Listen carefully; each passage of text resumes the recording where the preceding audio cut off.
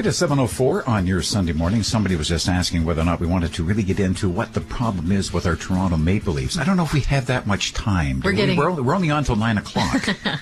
We're getting lots of texts on that at 7-10-10 texts. Mm-hmm. So we're actually going to get into one of the, I guess, a problem that confounds the city, confounds the province. How do you help people who live on the streets? What do you do to make their lives better? You know, when you've been out over the past few weeks and it has been so bone-chilling cold, you don't want to stay out very long. You want to just get from point A to point B and be warm. Well, right? The big question is, what can we do to ensure that we no longer have to do what we have to do? Do you know what I mean? Yeah. You know, some of the shelters are full. For some, it isn't a choice. They don't want to stay in a shelter. For some, they're full and they can't get in anyway. Some are afraid. Yeah. They're going to be abused, robbed. There are people who help those who are on the margins. And yesterday, an army of volunteers spent their Saturday handing out survival kits, putting them together, and then delivering them. Jody Steinhauer does it every year. She is the founder of Project Survival, and she's joining us now. Good morning, Jody. Good morning. Thanks so much for joining us this morning. Tell us about the survival kits and how many you handed out this year. Well, Project Winter Survival is part of the charity Engage and Change. And yesterday we built 3,000 kits, and we distributed them to approximately 160 homeless shelters and outreach agencies within the GTA. Now, all 3,000 of these kits are going to be handed out? Well, these 3,000 kits have to last the whole winter, as you can imagine. And the agencies who applied for them have these for the outreach workers. So when they actually go out and do outreach on a cold, cold night, and the people who you spoke about refuse to go into a shelter, it's a tool for them to communicate and open up a conversation to try and get them help. Mm-hmm. And if they absolutely refuse, then there's supplies to help them survive the horrible winter. And there's 5. Okay, what are the numbers on the homeless? Well, I'm sorry, what are the numbers on the homeless in the city of Toronto? According to statistics, there's between 5,000 to 6,000 people that are homeless, and 500 to 600 of those live on the streets. Okay, so the other thousands of people that are homeless, what are they doing? Are they just, do they go from shelter to shelter, or how do they live? Well, they're in shelters, and some of them also are, couch surfing. There's a lot of what we call the hidden homeless. But there are a lot of shelter beds. But during extreme cold weather alerts, as we hear, the shelters are full. And there's people that choose, like you talked about, who do not want to go into a shelter. They absolutely refuse for various reasons, some of what you mentioned earlier. Mm-hmm.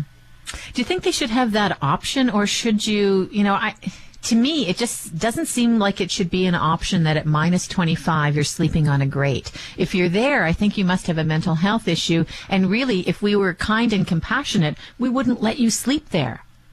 Well, I think there's a whole discussion, a whole array of issues. People don't go into shelters for many reasons, but really it's not a choice. Many shelters we've heard of aren't safe. Potentially they're dirty. People, if you have a dog, there's only one shelter in Toronto who will accept you with a dog, and it's always full. If you're a couple, majority of the shelters are full, so you'd have to separate. Yesterday we introduced at the project a mother who's homeless for the second time, and her 15-year-old son got separated from her because she couldn't stay at a family shelter in the room with him because of his gender. So he had to go to a foster home while she's in a shelter. If you're a couple, there's so many different reasons why. And, this project is not to solve homelessness. It's a Band-Aid solution that we hope every year we will not have to do. But there are a core group of people who, for whatever of these reasons, will not go inside. What's the solution? If you were given that responsibility, if this was your call, how would you solve this problem of homelessness in Toronto? Well, I mean, the solution is long-term housing, and I'm not a politician, but we need beds, we need apartments, we need support services for long-term housing, and something as simple also potentially as a rent bank. There's so many people you hear of that are homeless because they just haven't been able to make that rent payment, so they get evicted, and they actually have an apartment. So it's I would think, a lot less expensive to give them a little bit of money to pay their rent, instead of, putting them into a shelter and starting all over again. Mm-hmm. So good point. Some stopgap measures. They talk about so many people who are just that 1 or 2 paychecks away from being evicted. Yeah. And nobody really talks about that. But imagine if I spoke to a woman yesterday. She said, my rent was, $600, and I just couldn't make it because my benefits ran out. So it would be a lot less expensive for us to have a subsidy, in my mind, to subsidize her than to put her in, potentially her family into a hotel for $100+ a night. Mm-hmm. Jody Steinhauer is on the line. She's the founder of Project Winter Survival. I think there was a study done not too long ago, and everybody refers to that most people are only a paycheck or 2 away from ruin, right? Where they would be in the same kind of position where if they lost their job, and look, we look at the thousands of people that are unemployed now with Target closing their doors. How many of those people might be in a situation like this? Yeah, absolutely. And it's so difficult to put statistics on many of these things. But, you look around. I talk to people, homeless people are me and you who have had potentially a bad situation, go into some kind of depression, mental health issue, and just can't function, can't go to work, can't function. And we're seeing, I think, a lot more of that with the economy. So, I think it's housing is one part of it, but we need supportive services, social workers, and people to help people who are in these types of situations. And these are our tax dollars, right? So we have to demand this from our politicians to say this just isn't right. It simply isn't right. And I really hope John Tory comes out with some saviors, because there's been so many cuts over the years. There's less outreach vehicles out there to help these people, because if a city-run shelter is caught giving out a sleeping bag, they'll lose their funding. Have you had a conversation with the new mayor? Have I? No, I have not. Not yet. Okay. Not yet, but it does sound like, he's talking about the motels, and they're going to use some. He opened up 90 beds, and he's announcing that he's going to be doing more, which is a great sign. And when we were on the streets yesterday, there was a couple homeless guys who said, we can't wait to hear what Tory has to say. I mean, it's not an easy situation, but there has to be some help given, and maybe given incentives to builders. Builders and developers, give them tax incentives to build some low-cost units.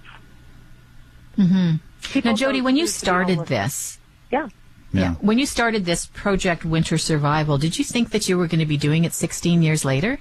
Absolutely not. And every year someone says, what would make this project more successful next year? And I say, not to have to do it. This is something. Is it getting better, or is it getting worse, or is it about the same? The numbers are getting worse every year. The requests we get change. So, over the years, we're starting to see more families, more women, women with children, the stories we hear. And, a lot of them are just people, friends, people like you and me, who we just think, wow, I never thought of that kind of situation. Yesterday was a new one when I heard this mother, and she came and met me and her 15-year-old son. I thought, wow, that's me. I have children. That could be me. Mm-hmm. And that's what I think I try and do, is educate people that come out and help out. That could be us. It's not them and us. It's all of us. We're all one. And we have to help. I mean, we really have to help. Yeah. Mm-hmm.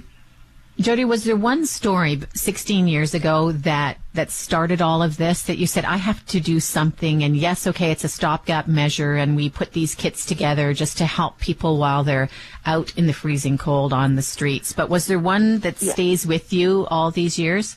Well, I'll tell you, there was one when we started, it was a very small project, but in 2008, there was really one donor who always came forward to help, because there's a few items we have to purchase that we cannot get donated. So I had to go to my team at my company one day and say, guys, I just got a horrible call because of the stock market crash. The donor isn't going to be able to finance Project Winter Survival anymore to get us sleeping bags. And a kid put his hand up on my staff and said, I have to tell you something. I live in a shelter. I never told any of you this. I come to work here every day. I never knew this was the company that founded this project. And if it wasn't for those kits, me and my buddies would die on the streets, because we've used those kits for many years. And ever since he told us that, the company committed, we will keep Project Winter Survival alive for as long as it is needed. Now, Jody, how can people help you out? How can they make donations or volunteer? You had this group of people yesterday packing kits. If they want to be part of it and help you, how do they do that? Yeah, there's a website, projectwintersurvival.org. We are always in need of brand new products. So if you go to the website, you can see all the items that we put in the kit, which are carefully picked out by our team of advisors, social workers, and outreach workers. And if you want to sponsor a kit, yesterday we were able to do 3,000, but it was less than a third of what was asked for. So if we're able to get more product in, then we will build more kits and get them out, because from what we hear, it's going to still be a cold weather. Cold winter is still coming up. All right. Well, Jody, thank you so much for joining us today. And for what you do. Mm-hmm. Thank you. And for getting up early. Yes. That too. Thanks so much. That's Jody Steinhauer, who is the founder of Engage in Change and is the founder of Project Winter Survival. Yeah, we do appreciate people getting up early on a Sunday morning to join us. But, you know, you just, when you're talking about this, it is depressing, isn't it? It's just so sad. And it's true. The studies that have come out say that most people are not far away from losing what they have. And so that's paycheck to paycheck. And we shouldn't live like that. We should have, what do they say? You should have a 6-month backup in case something happens. And we know things happen. Easier said than done. Sure. Yeah. What do you say to people who work for Target? You probably weren't making very much money to begin with. So how do you barely cover your costs if you're able to do that? If you're making, working in retail, you're not making a lot of money. Do you make enough money that you can actually save? I'm sure right? very few. Yeah. You can text us at 71010. It is 7:15 on your